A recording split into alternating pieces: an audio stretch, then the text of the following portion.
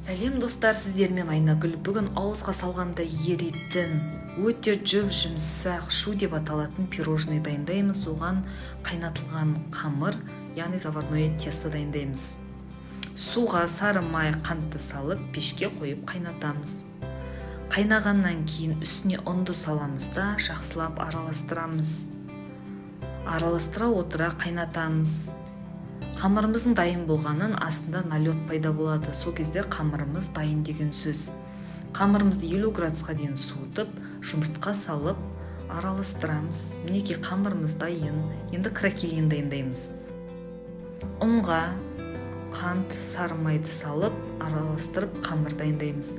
Қамырды 2 пирамидтің ортасына салып жаямыз да мұздатқышқа салып қоямыз.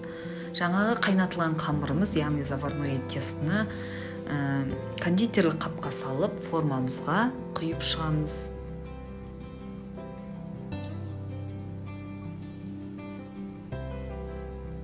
Бетіне қант ұнтағын себемізде кракелинді қойып, духовкада 20-30 минутқа 180 градуста пісіріп аламыз. Мінекей біздің шуымыз дайын. Енді кремін дайындаймыз. Сүтке қантты қосып қайнатамыз.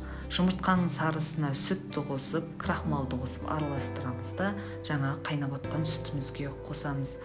Қоюланғанша араластырып, қоюланғаннан кейін үстіне сары майды саламыз да блендермен жақсылап араластырамыз.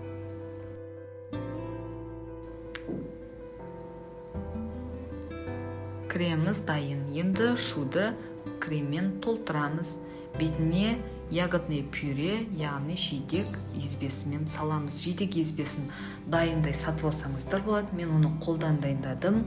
Оны менің видеоның астындағы описаниеден көресіздер. Мінекей біздің пирожныйымыз дайын.